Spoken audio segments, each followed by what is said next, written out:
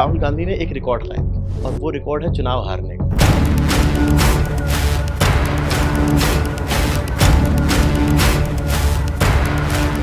मोदी जी और BJP vote चोरी करेगी तो कहाँ से फिर नहीं होगा, कैसे हारेंगे? सबसे पहली वोट चोरी कौन सी हुई थी सबको पता है, बखूबी पता है। सरदार पटेल जी के साथ नाइंसाफी की गई थी, वोट चोरी थी ना। जैसे चारा चोरी जी, मिट्टी चोरी, 2G स्पेक्ट्रम की चोरी, एलईडी स्क्रीन पर लेकर के आप दिखाते हो, चैनल बदल बदल के रिमोट से ऊपर नीचे करके और ये करके और वो करके कि मेरा ये काम था आपको सच्चाई बता देना। वो 60 लाख वोट काटते। भाई एक तो कंप्लेन तो होती,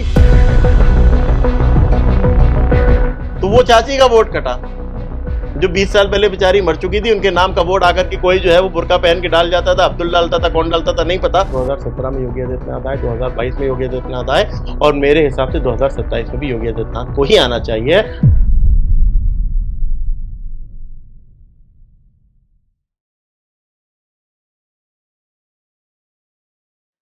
नमस्कार, मैं सुमित तिवारी, एनएमएफ न्यूज में आप सभी का बहुत बहुत स्वागत है। राहुल गांधी एसआईआर को लेकर लगातार एग्रेसिव मोड पे नजर आ रहे हैं। बिहार में गए, यात्रा किए, उसके बाद लोगों का क्या रिस्पांस मिला, क्या नहीं मिला, वो आप ही बताइएगा। कितना सक्सेसफुल इनका ये विरोध प्रदर्शन हो पाया कि नहीं हो पाया। लेकिन उसके बाद उन्होंने बोला कि बम फूटने वाला है। बम फूटने वाला बयान के बाद आज उन्होंने प्रेस कॉन्फ्रेंस किया। अब यही इस जानने आया हूं कि प्रेस कॉन्फ्रेंस में राहुल गांधी ने कौन सा ऐसा बम फोड़ा कि जो मोदी के लिए और बीजेपी के लिए और सरकार के लिए घातक हो सकता है। यही जानने के लिए, इसी विषय बातचीत करने के लिए हमारे साथ में आमिर शमसी जी जुड़े हुए हैं, जो कि राजनीतिक विश्लेषण है और मुस्लिम समाज से आते हैं और इनको जानकारी है काफी। इन सब मुद्दों पर बेबाकी से बात करते हैं और बोलते हैं। तो सीधा बातचीत की शुरुआत करते हैं इनसे और ये जानने की कोशिश करते हैं कि राहुल गांधी ने कौन सा बम फोड़ा, इनको कौन सा बम दिखाई दिया। और राहुल गांधी का जो ये प्रेस कॉन्फ्रेंस हुआ, बाकायदा बड़ी सी एलईडी स्क्रीन के सामने आकर एक अध्यापक की तरह रिमोट कंट्रोल में जिस तरीके से इन्होंने लोगों को समझाया, तो वही जानने की कोशिश करेंगे कितना इनको समझ में आया और क्या कहना चाहेंगे। सर, आपका हमारे चैनल में बहुत बहुत स्वागत है। बहुत शुक्रिया। कैसे हैं आप? बिल्कुल ठीक है, आप कैसे हैं? बहुत बढ़िया। राहुल गांधी ठीक चल रहे हैं, सही दिशा में जा रहे हैं राहुल गांधी? प्रेस कॉन्फ्रेंस हुआ था आपने? देखिए राहुल गांधी की ये भी प्रेस कॉन्फ्रेंस मैंने देखी, इससे पहले वाली भी प्रेस कॉन्फ्रेंस देखी थी और दुर्भाग्य से मैं उनकी सारी प्रेस कॉन्फ्रेंस देखता हूँ। दुर्भाग्य से? हाँ, दुर्भाग्य से, क्योंकि वो समय की बहुत बड़ा यूँ कहते हैं वेस्ट ऑफ टाइम होता है, हम्म, वक़्त की बर्बादी होती है। लेकिन क्योंकि ज़ाहिर है कि मेरा हम्म, कुछ शौक ऐसा है, मेरा काम कुछ ऐसा है कि मुझे जो है इन सब चीज़ों पर हम्म, काफ़ी हम्म, नज़र रखनी पड़ती है। राहुल गांधी किस दिशा में जा रहे हैं, किस दिशा में लेकर के जा रहे हैं आपने कहा। राहुल गांधी हों या गांधी परिवार हो या पूरी कांग्रेस पार्टी हो, हम्म, उन्होंने केवल और केवल भारत की जनता को दिशा भ्रमित करने का हम्म, काम किया है, भटकाने का काम किया है, उनकी दिशा भुलाने का काम किया है, गलत दिशा में ले जाने का काम किया है और उसके बाद जो है वो केवल और केवल जनता का नुकसान, देश का नुकसान करने का काम किया। इन्हीं ने कहा, आपने भी बताया, इनकी प्रेस कॉन्फ्रेंस में भी ये लगातार कह रहे थे, उससे पहले भी एक बड़ा था, राहुल गांधी जो है वो एटम बम फोड़ेंगे। बिल्कुल। फिर ये हुआ कि एटम बम से बड़ा होता है हाइड्रोजन बम, हाँ, हाइड्रोजन बम फोड़ेंगे। एटम बम ना फूटा, ना हाइड्रोजन हाइड्रोजन बम फूटा, फूटा क्या, उनके भ्रम का जो गुब्बारा था वो फूटा। हम्म, राहुल गांधी ने देखिए 2014 से, जब से प्रधानमंत्री नरेंद्र मोदी जी सत्ता में आए हैं, भारत में भारतीय जनता पार्टी की सरकार बनी है, तब से लेकर के अब तक हम्म, अगर आप देखिए तो राहुल गांधी ने एक रिकॉर्ड कायम किया कौन सा रिकॉर्ड है? और वो रिकॉर्ड है चुनाव हारने का। चुनाव हारने का? चुनाव हारने का। राहुल गांधी को कांग्रेस, मुझे लगता है, मेरी जानकारी में जब तक है, क्योंकि मैं कोई बहुत ज़्यादा पुराना नहीं हूँ मैं, ये है कि मतलब एक अपने जब से मैंने होश संभाला है तब से मैं देख रहा हूँ, मेरे सामने 20-25 बार कांग्रेस उनको हम्म, लॉन्च कर चुकी है। हम्म, राहुल गांधी आते हैं, राहुल गांधी जाते हैं, राहुल गांधी राष्ट्रीय अध्यक्ष बनते हैं, फिर वो राष्ट्रीय अध्यक्ष से हटते हैं, फिर खड़गे जी बनते हैं, खड़गे जी का काम क्या है, खड़गे जी को नहीं पता। हम्म, लेकिन राहुल गांधी जो है वो एक भ्रम बनाने, एक एक ये दिखाने की कोशिश करते हैं कि भारत में एक बड़ा मजबूत नेतृत्व लेकर के राहुल गांधी आए हैं हम्म। और वो लगातार फेल होता है, जिस तरह से फिर वो कैसे चुनाव होगा हारते जब हैं। मोदी जी और बीजेपी वोट चोरी करेगी तो कहाँ से फेल नहीं होगा, कैसे हारेंगे नहीं वो? देखिए वोट चोरी अच्छा, आपको मैं बड़ा मज़ेदार बात बताऊँ। हाँ। 2014 से लेकर के जी। अब तक हम्म, आपने लगातार हम्म, बहुत नए-नए नाम सुने होंगे। हम्म, नए-नए नाम इजाद होते हैं। हम्म, एक नाम इजाद हुआ था इस्लामोफ़ोबिया, बिल्कुल। हुआ था। एक इसी तरह से जो है वो भारत जोड़ो यात्रा के नाम के टाइम पर जो है एक नया नाम इजाद किया गया था। एक जो है वो महागठबंधन के नाम पे नया नाम इजाद किया गया था। एक नया नाम इजाद किया गया वोट चोरी। तो वोट चोरी होते हुए तो हर भारतीय नागरिक ने देखी है जी। सबसे पहली वोट चोरी कौन सी हुई थी सबको पता है, बखूबी पता है कि किस तरह से जो है वो सरदार पटेल जी के साथ नाइंसाफी की गई थी। वोट चोरी थी ना। वोट चोरी वो, और वोट चोरी क्या एक एग्जाम्पल तो जनता ने वो देखा। उसके अलावा बहुत सारी चोरियां जनता ने देखी थी जिसके बारे में ये लोग बात नहीं करते। जैसे चारा चोरी, मिट्टी चोरी, 2G स्पेक्ट्रम की चोरी, ये तुम अपना जमीन के नाम पर नौकरी के नाम पर जमीन की चोरी, इस तरह से बहुत चोरियां। और उन चोरियों को सिर्फ और सिर्फ देखा नहीं, जनता ने उसकी सजा पाते हुए उनके अपराधियों को भी देखा, अंदर जेल जाते हुए लोगों को भी देखा। उसके बाद आकर के फिर वही अपने भ्रम फैलाने। अच्छा, हमारे यूपी ने तो और एक नई तरह की चोरी देखी थी। अब वो बोल दूंगा आपके चैनल पे तो एक नोटिस आ जाएगा हमारे लिए भी कि वो कह देंगे साहब आपने कैसे कह दिया। तो अधिकारियों को याद रखे हुए हैं कि वो जो है वो क्या चोरी कर गए थे सरकारी घर से, क्या कहिए छोड़ी। मैं अखिलेश यादव जी की बात कर रहा हूँ। क्या चोरी की मैं नहीं बोलूंगा, खुद ही समझ गए। नहीं तो दुनिया को पता है, मीडिया को पता है ना, टोटी चोरी की बात तो नहीं कर रहे हैं। नहीं, मैं तो कर रहा हूँ, लेकिन अगर मैं करूंगा तो वो नोटिस भेज देते ना। किसी विधायक, बेचारी महिला विधायक को एक नोटिस भेज दिया समाजवादी पार्टी के सामने प्रेस कॉन्फ्रेंस में लाके टोटी दिखा रहे थे कि चोरी की बात कर रहे थे। तो इस तरह की इतनी इतनी चोरियां भारत की जनता देख चुकी है। वोट चोरी किसी ने देखी नहीं। आप क्या कहते हैं? SIR देखिए, कांग्रेस ने काम क्या किया, बहुत गंभीरता से इसके बारे में सभी को सोचना चाहिए। मीडिया के साथियों को भी सोचना चाहिए, जो और भी पॉलिटिकल एनालिस्ट हैं उनको भी सोचना चाहिए, नेताओं को सोचना चाहिए और जनता को भी सोचना चाहिए, जो प्रबुद्ध लोग हैं उनको भी सोचना चाहिए। कांग्रेस ने अभी तक क्या किया? ज्यादा पुराना ना जाकर के 2014 से अब तक आ जाते हैं। कांग्रेस ने प्रधानमंत्री नरेंद्र मोदी जी के सत्ता में आने के बाद से केवल और केवल एक भ्रम का माहौल क्रिएट करने की कोशिश की। कैसा? कभी एक भ्रम ये बनाते थे कि साहब डिक्टेटरशिप है। भाई ये कौन सी डिक्टेटरशिप है कि तुम खुले मंच से प्रधानमंत्री को गालियां दे रहे हो और उसके बाद भी तुम जो है आजाद घूम रहे हो? ये डिक्टेटरशिप है? डिक्टेटरशिप तो वो थी जो इंदिरा गांधी ने इमरजेंसी लगा करके की थी। उसके बाद आपने भ्रमित किया लोगों को CA/NRC के नाम पर। उसके बाद आपने किसान बिल के नाम पर। उसके बाद आपने जो है ये क्या नाम है, वक्फ बिल के नाम पर, कहीं धारा 370 के नाम पर, कहीं राम मंदिर के नाम पर, अब आ गए आप वोट चोरी के नाम पर। तो ये पूरा जो महागठबंधन बना करके इन लोगों ने एक एक्सपेरिमेंट किया। नहीं, भ्रमित कैसे कर रहे हो? जनता को जागरूक कर रहे हैं। अगर वो उसके माध्यम से सड़कों पे घूम रहे हैं, इतनी मेहनत कर रहे हैं, हजारों किलोमीटर चल रहे हैं, तो इतना मेहनत तो करेंगे जनता को जागरूक करने के लिए ना, जनता को समझाने के लिए। तुम्हारी दो तरह के बातें होती हैं। आपने कहा जागरूक कर रहे हैं, मैं कह रहा हूं भ्रमित कर रहे हैं। मैं आपको बताऊं, जागरूक करना तब होता है कि जब आप किसी सच्चाई के लिए किसी को अवगत कराएं। हम आपको यहां से बोल करके ले जा रहे हैं, चलो साहब रोड पर चलो, जल्दी चलो, हम चाहते हैं हमारे साथ 20 लोग निकल करके रोड पर जाएं, दिखाना है कि मात्र कितनी पब्लिक है। हमने कहते जल्दी चलो रोड पर चलो, अमिताभ बच्चन आ रहा है। ये हुआ भ्रमित करना। अच्छा, हमने आपसे कहा कि चलो रोड पर चलो, वहां जो है वो अब सब महिलाओं को राहुल गांधी 8-8 हजार रुपए मांग देंगे। ये हुआ भ्रमित करना। जागरूक करना होता, अगर जागरूक करते तो देश की सच्चाई के बारे में बताते। जागरूक करना था तो ऑपरेशन सिंदूर के लिए जागरूक करते। जागरूक करना होता तो देश की सेना से सवाल नहीं पूछते, ट्रंप की जबान नहीं बोलते, पाकिस्तान की जबान नहीं बोलते। जागरूक करना होता तो देश के साथ खड़े होते।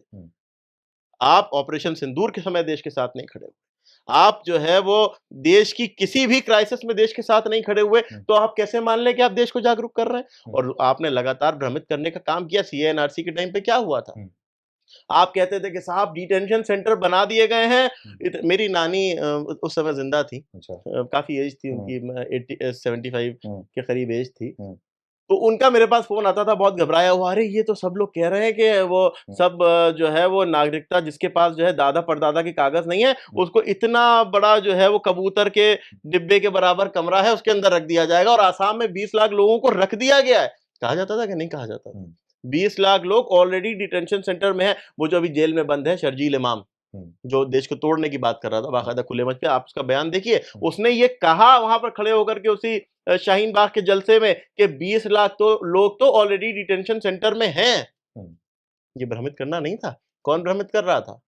कांग्रेस पार्टी, समाजवादी पार्टी, ऐसे तथाकथित सेक्युलर दल जो आपको केवल भ्रमित करके आपका वोट लेना चाहते हैं। अरे लेकिन आप भ्रमित की बात कर रहे हो, तो जितनी बड़ी सामने मुझे दीवार दिखाई दे रही है, आपने आज प्रेस कॉन्फ्रेंस देखा होगा, उतनी बड़ी एलईडी स्क्रीन थी। उस एलईडी स्क्रीन पे लगातार रिमोट को लेकर, जैसे कोई अध्यापक पढ़ाता है ना आज के टाइम पे डिजिटल जमाने में, तो वो डिजिटल जमाने की बात करते हैं, लेकिन डिजिटल जमाना में तो जो चल रहा है वो किसने दिया आपको पता होगा। लेकिन ये इसी डिजिटल से वोट से वो समझा रहे हैं ना कि कितनी वोट चोरी हुई, कितनी नहीं हुई, कितने लोग हैं, सारा जो है वो चुनाव आयोग को, सरकार को घेर रहे हैं, एक्सपोज कर रहे हैं। वो जो एग्जांपल दे रहे हैं। सुनिए, वो जो वोट चोरी हुए, जो एलईडी स्क्रीन पे राहुल दिखाते हैं, वो ये दिखाने की कोशिश करते हैं साहब मैं तो बड़ा पढ़ा लिखा। अच्छा, एक तो बड़ी बड़ी विडंबना है हमारे यहाँ, हमारे यहाँ के एक वर्ग विशेष के साथ बड़ी विडंबना है, वो जो सोच लेते हैं कि वो आदमी जो पढ़ा लिखा है तो सब सही कह रहा है। जाने कहां से पढ़ के आए भैया, मुझे नहीं पता, पढ़ के आए भी हैं नहीं पता, मैं नहीं जानता। एलईडी स्क्रीन पर लेकर के आप दिखाते हो, चैनल बदल बदल के, रिमोट से ऊपर नीचे करके और ये करके और वो करके कि मेरा ये काम था आपको सच्चाई बता देना। वो 60 लाख वोट काट दे भाई, एक तो कंप्लेन तो होती, एक वोट कटा होता। सोशल मीडिया का जमाना है, व्हाट्सएप का, इंस्टाग्राम का, फेसबुक का, ट्विटर का जमाना है, अब तो ट्विटर एक्स हो गया, एक्स का जमाना है। एक्स में एक जगह पर आकर के एक आदमी तो कहता कि साहब हमारा वोट कट गया। वोट कौन से कटे? जो वोट थे ही नहीं। वोट कौन से कटे? जो लोग मर चुके थे। एक बड़ा मजाक होता था, पता नहीं आपने देखा नहीं देखा, ज्यादातर इलेक्शन के टाइम पे वो वीडियो आती है व्हाट्सएप ग्रुप पे। एक बूढ़े चाचा पोलिंग बूथ पर गए और उससे पोलिंग एजेंट से पूछा, बेटा तुम्हारी चाची आई थी? तो बोला कि उसने पलट के देखा, कहा हाँ चाची तो वोट डाल के गई। तो कहने लगा यार हर बार मेरे आने से पहले वोट डाल देती, कभी नहीं मिल पाता। तो उसने कहा कि आप घर पे मिल लेना। कहना नहीं, घर पे नहीं मिल सकते ना, 20 साल पहले मर चुकी है, खाली आती है, वोट डालती है, चली जाती है। अच्छा। तो वो चाची का वोट कटा, जो 20 साल पहले बेचारी मर चुकी थी, उनके नाम का वोट आकर के कोई जो है वो बुर्का पहन के डाल जाता था, अब्दुल डालता था, कौन डालता था नहीं पता, वो डाल करके चला जाता था वोट। और उस तरह के जो है वो वोट, जो नकली वोट थे, जो वहां से शिफ्ट हो गए, जो चले गए, जो मर गए, जो नकली, जो फर्जी, जो घुसपैठिए, जो पूरी जिम्मेदारी से कह रहा हूं, जो घुसपैठिए आए थे, जिनको आपने फर्जी वोटर बना करके अपनी सत्ता की गद्दियों को बचाने के लिए देश की सुरक्षा के साथ खिलवाड़ करने का काम किया था, वो काटे गए। तो वो किस मुंह से शिकायत करेंगे? उनको पता है कि उनका प्रवक्ता बनकर राहुल गांधी जाकर के एलईडी स्क्रीन के आगे रिमोट लेके खड़े हो जाएंगे बोलने के लिए। अभी उनसे पूछा जाएगा कि आप इसके लिए क्या करेंगे, तो कह रहे वो मेरा काम नहीं है। हाँ, उन्होंने बोला ये वो मेरा काम नहीं है। आपका काम क्या है? आपका काम है भ्रमित करना, आपका काम है भ्रमित करना। लेकिन ये न्यू इंडिया है, ये नया भारत है, नरेंद्र मोदी के नेतृत्व का भारत है। ये भ्रमित नहीं होता, ये धोखों में नहीं आता, क्योंकि ये 70 साल से आपके धोखे झेलता आया है। 70 साल आपने भ्रमित करने का काम किया, ये उसको झेलता आया है। ये जब तक झेलता रहा था, जब तक उसको जो है बेचारा बेवकूफ बनता रहा, बनाते रहे। अब नहीं बनने का है बेवकूफ। यही तो कारण है कि आप तमाम लोग देखिए, चाहे तेजस्वी यादव हो, चाहे अखिलेश यादव हो, चाहे राहुल गांधी हो, चाहे ममता बनर्जी हो, चाहे फलाना हो, चाहे ढमकाना हो, ये सब आज एक कुर्सी पे इसीलिए बैठे हैं क्योंकि उनको पता है कि इनकी दाल नहीं गल रही और गलने भी नहीं वाली। मैं बहुत जिम्मेदारी के साथ इस बात को इन सभी को बता देना चाहता हूं कि कम से कम मेरा जितना अनुभव है, जो मैं जितना एनालिसिस कर पाता हूं, उसके हिसाब से मैं आपको बता दूं कि कम से कम 2047 तक इनके लिए भारत में या बिहार में या प्रदेश में कोई वैकेंसी नहीं। तो क्या फर्क पड़ने वाला है? प्रेस कॉन्फ्रेंस भी आपने देखा तो क्या समझ में आया? क्योंकि इसके पहले प्रेस कॉन्फ्रेंस किए, उसके बाद बिहार में जाकर यात्रा भी किए, फिर बिहार से आकर बोले थे बम फूटने वाला है, उसके बाद फिर आज एक उन्होंने प्रेस कॉन्फ्रेंस किया। तो इसका निर्णय क्या निकलने वाला है? क्या लग रहा है बिहार में क्या फर्क पड़ेगा इसका? ये बात तो एक बड़ा अच्छा फिल्म का डायलॉग था कि ये राज भी डेड बॉडी के साथ चला गया। एक फिल्म में बड़ा अच्छा डायलॉग था कि ये राज भी डेड बॉडी। वो प्रेस कॉन्फ्रेंस में क्या साबित करना चाहते हैं, ये राज राहुल गांधी जी के साथ ही साथ बाहर निकल गया कि पता नहीं चला कि वो साबित क्या करना चाहते थे, कहना क्या चाहते थे। पहली प्रेस कॉन्फ्रेंस में क्या साबित करने की कोशिश की थी, जिसमें न्यूक्लियर बम फोड़ रहे थे। दूसरी जो हाइड्रोजन बम फोड़ने आए थे, उसमें क्या साबित करने की कोशिश की थी। और दूसरी चीज ये कि एक बात का केवल जवाब राहुल गांधी को देना चाहिए, या तेजस्वी यादव को देना चाहिए, या उन तमाम लोगों को कि जो बिहार में एसआईआर के विरोध में उनको देना चाहिए कि क्या फर्जी वोट कटने चाहिए हैं या नहीं कटने चाहिए। जो नकली वोटर हैं वो लिस्ट से हटने चाहिए हैं या नहीं हटने चाहिए, हाँ या ना में जवाब दें। तो फर्जी वोटर कटने से इनको क्या तकलीफ है? मतलब कि सारे वोट क्या इनको मिल रहे थे? तकलीफ इतनी हो रही जो? वो फर्जी वोटर जो थे ना, वो इनके गुंडे वोट डालते थे। अच्छा। वो सारे उन फर्जी वोटों का इस्तेमाल इनके गुंडों के द्वारा किया जाता था। आप देखते नहीं है क्या? वीडियो आती होगी, आपने भी देखा होगा, आप लोग के पास बहुत आती होंगी। इनके गुंडे लोगों को भ्रमित करके फर्जी वोट डालते थे, पैसे के बिना पर, दारू इस तरह। मतलब आप क्या इलेक्शन का तमाशा बनाते हैं ये लोग कि आप तसव्वुर नहीं कर सकते। आज इसीलिए इनको इस बात की इतनी तकलीफ है कि जो ये फर्जी वोट है जो कट रहे हैं, जो घुसपैठिए हैं भैया, जो इनके भरोसे घुस के आए थे, उनका वोट कट गया है। अब वो तो उनको तो सब भैया गृह मंत्री ने भी एकदम साफ स्पष्ट कह दिया कि बर्दाश्त नहीं किया और करना भी नहीं चाहिए। हम क्यों बर्दाश्त करें? आप घुस करके आ करके दीमक की तरह से हमारे देश का हक खा रहे हो, देश का अधिकार खा रहे हो, देश के आप आकर के वोट भी डाल रहे हो उसमें। और सबसे बड़ी बात ये कि राहुल गांधी जैसे पुराने परिवार वाले जो खुद को जो है बिल्कुल आप ये समझ लीजिए कि भारत को जो अपने बाप की बपौती समझते थे, वो सब लोग जो है वो उनके प्रवक्ता बन करके खड़े हुए हैं, तो उनको बल नहीं मिलेगा। लेकिन ये नरेंद्र मोदी की सरकार है, ये बल लेने नहीं देगी उनको, कोई घुसपैठी की दाल यहाँ नहीं गलने वाली है। बिहार में क्या होने वाला है फिर इस बार? बिहार में जनता निर्णय ले चुकी है। बिहार की जनता तय कर चुकी है, बिहार में पुनः एनडीए सरकार बनेगी। तो ये बताइए, जो बड़ी सी एलईडी स्क्रीन पे राहुल गांधी ये बता रहे थे, प्रेस कॉन्फ्रेंस कर रहे थे, इसके पहले जब कांग्रेस सरकार थी उस जमाने में ये एलईडी स्क्रीन नहीं हुआ करती थी, शायद उस जमाने में इस तरीके की प्रेस कॉन्फ्रेंस नहीं हुआ करती। तो कैसे पॉसिबल हो पाया कि अचानक से वो एलईडी स्क्रीन कर रहे हैं, वो टेक्नोलॉजी को दिखा रहे हैं कि भारत में कितना टेक्नोलॉजी डेवलपमेंट हो पाई है? तो टेक्नोलॉजी दी किसने? टेक्नोलॉजी आपने तो दी नहीं। हाँ। आपकी जितना भी विकास भारत का जो अधिकार था विकास का, वो अगर आप देखिए तो 2014 के बाद से 2024 10-11 साल के कार्यकाल में आप उठा करके देख लीजिए, आपको दुगने से ज्यादा मिलेगा। आप क्या करते थे? राजीव गांधी कंप्यूटर लेकर के आए थे। आप क्या करते थे? अरे साहब राजीव गांधी मारुति 800 लेकर के आए थे, तो तुमको जीवन भर वहीं रुका रहना था क्या? 70 साल तुमने वही मारुति 800 पे गुजार दिए। आप रेलवे की स्थिति देखिए तब क्या थी, रेलवे की स्थिति अब देखिए। जिस तरह से आप मैं कहीं दूर की बात क्या करूं, हम लखनऊ में बैठे हैं, लखनऊ उत्तर प्रदेश की राजधानी है जी। आज लखनऊ 2014 से पहले का लखनऊ देख लीजिएगा, 2014 से लेकर के आज तक का लखनऊ देख लीजिएगा। दिल्ली से अच्छा है हमारा लखनऊ। और ये वही लखनऊ है कि जहां पर मेन जगहों पर सड़कें नहीं होती थी, जो सबसे बिहार की राजधानी जो है उत्तर प्रदेश की राजधानी से अच्छी कही जाती थी, उससे भी नीचे उत्तर प्रदेश को गिरा जाता था। ये सारा विकास किसने किया? ये भारतीय जनता पार्टी की सरकार में हुआ, नरेंद्र मोदी जी के नेतृत्व में हुआ, राजनाथ सिंह जी की मेहनत से हुआ। किसने किया? भाजपा ने किया, राहुल गांधी ने कुछ नहीं किया। राहुल गांधी ने केवल और केवल एक काम किया है, वो लोगों को बेवकूफ बनाने का काम किया है। वो अभी भी उनको सबसे बड़ा मसला ये है कि आदमी को जो है इस बात की समझ में नहीं आ रही, वो बेवकूफ जो सोच रहा है कि लोग बन रहे हैं, दरअसल वो खुद बेवकूफ बन रहा है। अच्छा, ठीक है, राहुल गांधी इसके बारे में बातचीत हो गई है, लेकिन एक तस्वीर देख रहा हूँ मैं, आपके बगल में लगा हुआ है अशोक स्तंभ। इसको लेकर भी बड़ा विवाद बना हुआ है। इसको लेकर के आपने कश्मीर का वीडियो देखा होगा कि जिस तरीके से वहां पर बुरखे में महिलाएं थी, हिजाब पहने वाले महिलाएं थी, और भी लोग थे वहां पे कश्मीर के मुसलमान थे, जो कि बड़े गुस्से में तोड़ रहे थे इसको।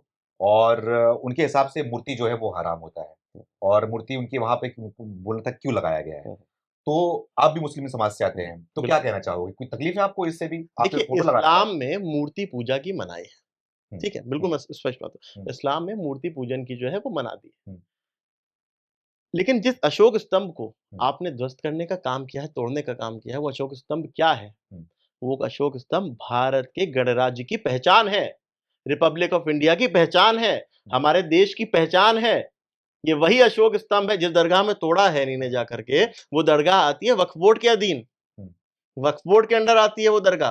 वक्फ बोर्ड जम्मू एंड कश्मीर का, उसकी चेयरमैन बहुत अच्छी महिला है, वो दरख्शा अंदराबी, उनके अधीन आता है। उनके सामने ये मसला जरूर आया होगा कि उसी दरगाह का मुतवल्ली बनने के लिए मुसलमान आपस में लड़ते हैं। क्यों लड़ते हैं जानते हैं? गल्ले की लड़ाई होती है। गल्ले की लड़ाई? गल्ला होता है, जब दरगाह में डोनेशन आता है, गल्ला आता है, वो बड़ा पैसा होता है उसके अंदर, उसकी लड़ाई होती है। जो केयरटेकर बनेगा वो तो पैसा उसका हो जाएगा सारा, उसकी लड़ाई होती है। उस गल्ले में, उसी दरगाह में, उसी गल्ले में जो नोट पड़ते हैं उस पर किसका निशान है? अशोक स्तंभ नहीं है। तुम्हारे आधार कार्ड पर किसका निशान है? अशोक स्तंभ नहीं है। तुम जिसको दिखा करके आयुष्मान कार्ड बनवा करके योजना लेकर के जाकर के 5 लाख का इलाज कराते हो, उस पर अशोक स्तंभ का निशान नहीं है। तुम जाकर के जो प्रधानमंत्री जी के नाम पर राशन लेकर के आते हो, जो राशन कार्ड बना, उस पर अशोक स्तंभ का निशान नहीं है। जिस पासपोर्ट को लेकर के हज करने जाते हो और हज के दौरान काबे का तवाफ करते समय तुम्हारे दिल कलेजे से लगा करके रखते हो कि कहीं हमारा पासपोर्ट खो ना जाए या हमारा पासपोर्ट से हमको पहचान लिया जाए, उस पासपोर्ट पे अशोक स्तंभ का निशान नहीं है। ये अशोक स्तंभ से तुम्हें एतराज नहीं है, ये जो भी तुमने किया है वो तुम्हारे अंदर भारत के प्रति अगर बुग़्ज़ है तो वो तुमने निकालने की कोशिश की है। और ये सब मुसलमान की विचारधारा नहीं है, ये कश्मीर के सारे मुसलमानों की विचारधारा नहीं है। ये हरकत करके क्योंकि देखिए कश्मीर के जो तथाकथित सेक्युलर नेता हैं या कश्मीर के जो नेतागण हैं, उनको बर्दाश्त नहीं हो रहा कि कश्मीर में लाल चौक पे तिरंगा यात्रा निकल रही है। उनको बर्दाश्त नहीं हो रहा कि कश्मीर से भारत माता की जय के नारे लग रहे हैं। उनको बर्दाश्त नहीं हो रहा कि कश्मीर से जो है वंदे मातरम की आवाज निकल रही है। उनको ये इस बात को बर्दाश्त नहीं हो रहा है कि किस तरह से कश्मीर का युवा राष्ट्रवाद की तरफ बढ़ चुका है, मां भारती की तरफ बढ़ चुका है। उनको इस बात का जो है वो ये बात उनको हजम नहीं हो रही, इसीलिए वो कुछ लोगों को बहका करके भ्रमित करके इस तरह की हरकतें कराने की कोशिश करते हैं। और ये मैं बता देना चाहता हूं उन नेताओं को भी और जिन्होंने ये हरकत की है उनको भी, ये न्यू इंडिया है, ये नया इंडिया है, नरेंद्र मोदी जी के नेतृत्व का इंडिया है। इस तरह के देशद्रोहियों को हरगिज हरगिज हरगिज बख्शा नहीं जाएगा। तो क्या किया जाएगा इनके साथ में, क्या क्या करना चाहिए इनके साथ? जांच होनी चाहिए, इन पे सख्त से सख्त कार्रवाई होनी चाहिए। ये देशद्रोह है। अगर आप अशोक स्तंभ का अपमान कर रहे हैं तो मैं इसे देशद्रोह मानूंगा, क्योंकि वो हमारे देश की पहचान है, हमारे देश का निशान है। उसके भाई हम अगर हमारी पहचान पर हमला किया तो हम पर हमला किया, अगर हमारे देश की पहचान पर हमला किया तो हमारे देश पर हमला किया। ये किसी भी सूरत में माफी के काबिल चीज नहीं है। इसकी किसी भी तरह से माफी नहीं हो सकती। जो भड़का रहे हैं उनके लिए भी और जो भड़के हैं उनके लिए भी। तो आपको लगता है कि उसी जगह पर जहां पे इन्होंने तोड़ा है उस जगह पे बड़ी सी मूर्ति लगानी चाहिए? बिल्कुल होना चाहिए, बिल्कुल लगना चाहिए। देखिए अशोक स्तंभ में देखिए किसी भी बात को हम दो तरीकों से देखें। आप अशोक स्तंभ को जो है वो नोट पर बर्दाश्त करते हैं, तनख्वाह एक दिन लेट हो जाएगी तो पसीने निकल जाते हैं, उस तनख्वाह में जो नोट मिलते हैं उसमें भारत के, उसमें अशोक स्तंभ का निशान नहीं है, जिसको हर वक्त कलेजे से लगा करके रखते हैं। अपने धार्मिक स्थलों पे जा करके जो है वो उसमें चढ़ावा चढ़ाते हैं, उस पर अशोक स्तंभ का, उसी दरगाह में गले में जाकर के जो डोनेशन डालते हैं उसमें अशोक स्तंभ का निशान नहीं है। लेकिन अगर उस पत्थर पर अशोक स्तंभ का निशान लग गया तो उससे आपत्ति है। आपत्ति उस अशोक स्तंभ से नहीं है, आपत्ति उससे है कि ये तो अरे बड़ा खराब संदेश चला जाएगा हमारे देश के दुश्मनों में कि ये देखो भारत की सरकार जो वो दरगाहों में विकास करा रही है। हम तो विश्व भर में आरोप लगाते हैं कि नरेंद्र मोदी की सरकार जो है वो दरगाहें तोड़ती है, मजार तोड़ती है, करबला तोड़ती है, मस्जिद तोड़ती है। अरे ये तो यहाँ विकास का लगा देगा, पता चल जाएगा भारत सरकार ने विकास कराया, हमारा तो वहां से फंड आना बंद हो जाएगा। बिल्कुल ये वो पूरा तमाशा है और बख्शा बिल्कुल नहीं जाना चाहिए इस तरह किसी भी। लेकिन इसके पहले भी अशोक स्तंभ को लेकर जब मोदी जी ने नया एक लॉन्च किया था, जब दहाड़ता हुआ अशोक स्तंभ लॉन्च किया था नया तस्वीर, तो उससे तो कांग्रेस को भी तकलीफ थी, विपक्षी पार्टियों को तकलीफ थी कि दहाड़ता हुआ क्यों लगा रहे हैं, दहाड़ते हुए से कोई डर रहे क्या? क्योंकि भारत में का प्रधानमंत्री शेर होता है, वो दहाड़ा आकर के नरेंद्र मोदी जी के राज में कांग्रेस के साथ में शेर को दहाड़ने की ताकत कहाँ थी? प्रधानमंत्री को बोलने तक की तो इजाजत नहीं थी, रिमोट सोनिया जी के हाथ में होता था, जो बटन दबाती थी वो बोलते थे। आपने बताया कि वो वक्फ बोर्ड की प्रॉपर्टी थी, वक्फ बोर्ड का वो था वो, लेकिन वक्फ बोर्ड जो है वो खुद संविधान के अंदर है, संविधान को भी मानता ही होगा कहीं। बिल्कुल, अरे वक्फ बोर्ड संवैधानिक बॉडी है। वक्फ बोर्ड संविधान के हिसाब से काम करता है। वक्फ बोर्ड का काम है दरगाहों की, धार्मिक स्थलों की, वक्फ की संपत्तियों की हिफाजत करना, उनका उद्धार करना, उनको मुस्लिम समाज के लिए इस्तेमाल करना। वो सरकारी इदारा है, सरकार के द्वारा बोर्ड गठित होता है। तो सही तरीके से कर रही है काम बिल्कुल। वक्फ बोर्ड देखिए, वक्फ बोर्डों ने बहुत स्थिति में, मैं आपको बता दूं, नरेंद्र मोदी जी की सरकार बनने के बाद से, उत्तर प्रदेश में योगी आदित्यनाथ जी की सरकार बनने के बाद से वक्फ बोर्ड का जो काम है वो पूरी तरह से जो देश हित में होना चाहिए उस तरह से। उससे पहले आ जाइए, जस्ट पहले 2017 से पहले जब आजम खान वक्फ मंत्री थे और उस वक्त के वक्फ बोर्ड गठित होते थे, तो उसमें टोटल वक्फ की चोरी, वक्फ की धांधलियां, वक्फ की संपत्तियों को नुकसान पहुंचाने का काम, और दावे के साथ, पूरी जिम्मेदारी के साथ आपके कैमरे पे इस बात को कह रहा हूं कि उत्तर प्रदेश में जितना नुकसान समाजवादी पार्टी ने वक्फ की संपत्तियों को पहुंचाया, किसी ने नहीं पहुंचाया। आजम खान की पत्नी को 90 बीघा जमीन मुसलमानों की, आजम खान की पत्नी को 1 रुपए में दे दी गई, वक्फ की जमीन थी मुसलमानों के, गरीब मुसलमानों के। वो मुसलमान कि जो जिनके जो है वो 9 लाख से ज्यादा संपत्तियां देश भर में है और पंचर बनाने में मजबूर है। ऐसी क्या मजबूरी थी? ऐसी क्या? क्योंकि उनकी संपत्तियों को खाने का काम किया जा रहा था। नरेंद्र मोदी जी ने जो है वो आकर के उत्तर प्रदेश में, योगी आदित्यनाथ जी ने आकर के वक्फ की संपत्तियों के संरक्षण का काम किया, उसको बचाने का काम किया, और इस पर और 4 चांद लगाने का काम ये नया वक्फ कानून करने जा रहा है। लेकिन देश के मुसलमान जो है वो कब समझेंगे वक्फ बोर्ड लेकर कि वक्फ बोर्ड जो है देखिए, देश लूट रहा है, बर्बाद कर रहा है कहीं ना कहीं उनको? देखिए, देश का मुसलमान इस बात को बाखूबी समझता है, जानता है। जो लोग नहीं समझते हैं, वो मुसलमानों को समझने देना नहीं चाहते, लेकिन मुसलमान इस बात को समझ चुका है, जान चुका है। वक्फ बिल को लेकर के बहुत जगहों पर, वक्फ एक्ट को लेकर के बहुत जगहों पर, बहुत राजनीतिक दलों ने मुसलमानों को भड़काने की, बहकाने की कोशिश की, हुँ, लेकिन मुसलमान नहीं भड़का, नहीं बहका। हुँ, इसका कारण ये है कि मुसलमान जानता है, हुँ, सच्चाई क्या है। हुँ, मुसलमान भुक्तभोगी है उसका भई। हुँ, हुँ, वक़्फ़ की संपत्तियों में वक़्फ़ की संपत्ति जो है वो हिंदुओं के पास थोड़ी ना मुसलमानों ही के पास है। हुँ, हुँ, बिल्कुल। किसी मस्जिद की संपत्ति है, वक़्फ़ की संपत्ति है, तो वो तो वो उसको लूटने का काम किसने किया लेकिन अब था? तो वक्फ बोर्ड में गैर मुसलमान भी तो आ गए हैं। दिक्कत तो उसी बात से है कि गैर मुसलमान क्या कर रहा है इसके अंदर।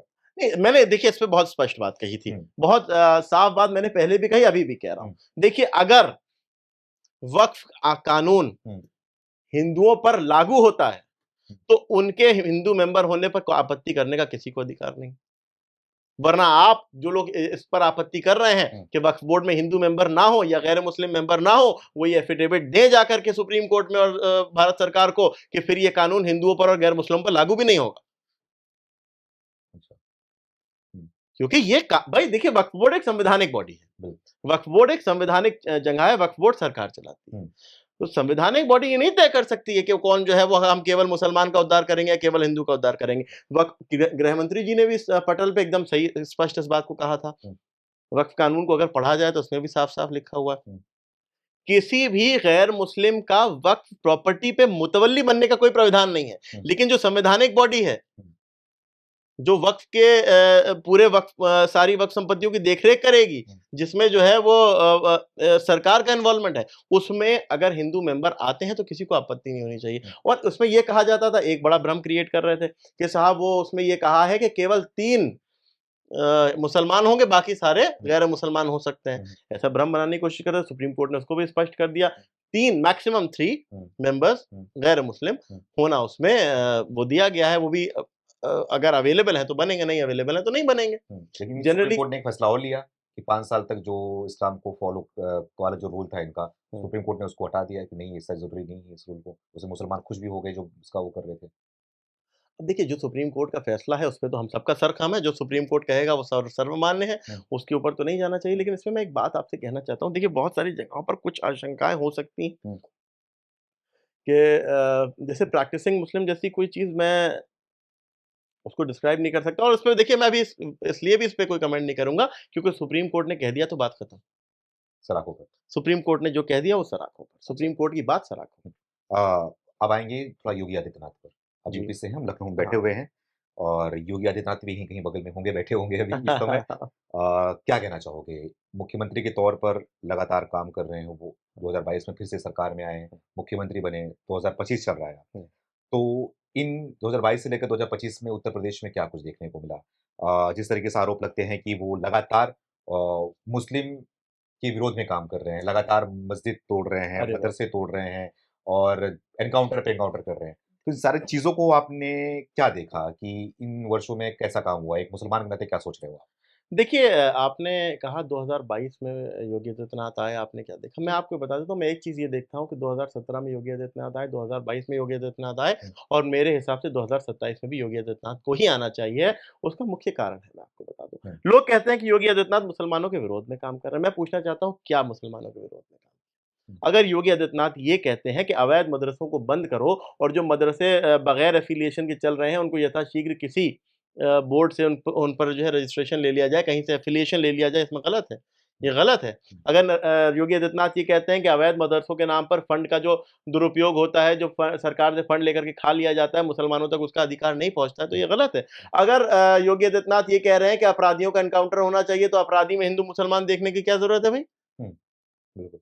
अपराधी में हिंदू-मुसलमान देखने की क्या ज़रूरत है? बाहुबलियों में हिंदू-मुसलमान देखने की क्या ज़रूरत है? जो अपराधी है, वो अपराधी है। हुँ, वो कानपुर वाले विकास दुबे का, विकास दुबे, हाँ, उसमें हिंदू-मुसलमान नहीं देखा? हुँ, हुँ, उसमें जाति ढूँढने लग गए थे। हुँ, हुँ, अतीक अहमद के साथ जो है वो अतीक अहमद ने सबसे ज़्यादा नुकसान पहुँचाने का काम किसको किया? हुँ, अतीक अहमद के बेटे का एनकाउंटर हुआ तो अतीक अहमद ने जो है सबसे ज़्यादा नुकसान किसको पहुँचाया था? गरीब मुसलमानों को पहुँचाया था। हुँ, अतीक, मैं बताऊँ आपके इस चैनल के माध्यम से, हो सकता है आप लोग को पता हो, एक मदरसे से एक लड़की को उठा कर के ले गए थे। बिल्कुल। अतीक अहमद के गुंडे मदरसे से मुसलमान लड़की को उठा करके ले गए थे, उसका बलात्कार किया था, उसका मर्डर किया था। जी। हुँ, उस तब नहीं देखा आपने धर्म? हम्म। उस गरीब मुसलमान लड़की के साथ खड़े होने वाला कोई नहीं था, और अतीक अहमद जैसे बाहुबलियों के साथ खड़े होने के लिए सारे नेता खड़े हो जाते हैं, ये कहते हुए कि ये मुसलमान था। और दूसरी बात ये योगी आदित्यनाथ की, योगी आदित्यनाथ ने उत्तर प्रदेश को ये दिखाया कि विकास क्या होता है। 2017 में अखिलेश यादव से आप जब भी पूछो तो कहते साहब हमारी सरकार ने विकास किया था। क्या विकास किया था? जा करके चप्पल पहन करके जाके वही एक्सप्रेसवे पे खड़े हो जाते हैं अपने, जो लखनऊ आगरा एक्सप्रेसवे एक बनाया है उन्होंने, उस पर जाकर खड़े हो जाते हैं, देखिए साहब ये मैंने बना दिया। ये हर उनके विकास में उस एक्सप्रेसवे का जिक्र होता है। इन्हीं ने एक एक्सप्रेसवे बनाया था, योगी आदित्यनाथ ने 10 बनाए। इन्हीं ने एक स्टेशन पे लिटरली एयरपोर्ट से लेकर के मुझे लगता है यहाँ कृष्णा नगर एक या ट्रांसपोर्ट नगर एक स्टेशन था, एक स्टेशन पर मेट्रो चलाई थी। योगी आदित्यनाथ ने कितने जिलों में चला दी? ये एक इंटरनेशनल एयरपोर्ट नहीं बना पाए, योगी आदित्यनाथ ने 25 बना दिए। ये एक मेडिकल यूनिवर्सिटी नहीं कॉलेज नहीं बना पाए, योगी आदित्यनाथ ने 30 से ज्यादा बना दिए। ये जमीनें कब्जा करने में व्यस्त रहे, योगी आदित्यनाथ ने सड़कों का जाल बिछा दिया। इतनी बेहतरीन कनेक्टिविटी उत्तर प्रदेश को दे दी कि जो कोई तसव्वुर नहीं कर सकता। और ये काम जो है वो 2017 से 2022 के बीच में 5 साल में नहीं हुआ। अखिलेश से ज्यादा, अखिलेश यादव के विकास के मॉडल की अगर हम बात करें, उनकी जबानी जो तथाकथित विकास का मॉडल है उसकी बात करें, तो उससे भी 20 गुना काम योगी आदित्यनाथ ने मात्र 3 साल में करके दिखाया, क्योंकि 2 साल तो कोरोना काल ले गया। बिल्कुल। तो अब देखने वाला बात हुआ, जैसे बताया आपकी 2027 में भी योगी आदित्यनाथ आएंगे, बिल्कुल 2027 में योगी आदित्यनाथ और 29 में नरेंद्र मोदी। अच्छा, अखिलेश यादव भी लगातार बहुत एक्टिव नजर आ रहे हैं अब आजकल, तो भले ही ट्विटर और फेसबुक पे नजर आ रहे हो, लेकिन लगातार घेर रहे हैं। बहुत बहुत धन्यवाद हमसे बातचीत करने के लिए। अखिलेश यादव जो है वो पीडीए लेकर के चल रहे हैं। पीडीए का मैं ज्यादा कुछ नहीं बोलूंगा, बस ये बता दूं पीडीए का फुल फॉर्म है people denied Akhilesh. People denied Akhilesh साबित होगा इसका इसमें? बिल्कुल होगा, उपचुनाव में हुआ ना साबित। उत्तर प्रदेश के उपचुनाव में सुपड़ा साफ हुआ कि नहीं हुआ? मानते हैं जिसकी सरकार होती है उपचुनाव में, अरे भाई साहब चलिए यही कह लीजिए, प्रत्यक्ष को प्रमाण की क्या जरूरत, आ रहा है 27 में चुनाव, देख लीजिएगा। पीडीए ना धरा का धरा रह जाए। बिल्कुल बिल्कुल बिल्कुल, people denied Akhilesh, PDA people denied Akhilesh. बहुत बहुत धन्यवाद बात करने के लिए। तो आमिर शमसी जी हमारे साथ में मौजूद थे, सारी जो हमने सवाल किए उसका जवाब इन्होंने दिया, और राहुल गांधी ने जो प्रेस कॉन्फ्रेंस करी और प्रेस कॉन्फ्रेंस करके जो बम फोड़ा उन्होंने, उस बम का क्या असर पड़ा देश के ऊपर, और उसके ऊपर भी बातचीत हुई और तमाम मुद्दों पे बातचीत हुई। आप भी अपनी राय को कमेंट करके हमें जरूर बताएं। बहुत बहुत धन्यवाद।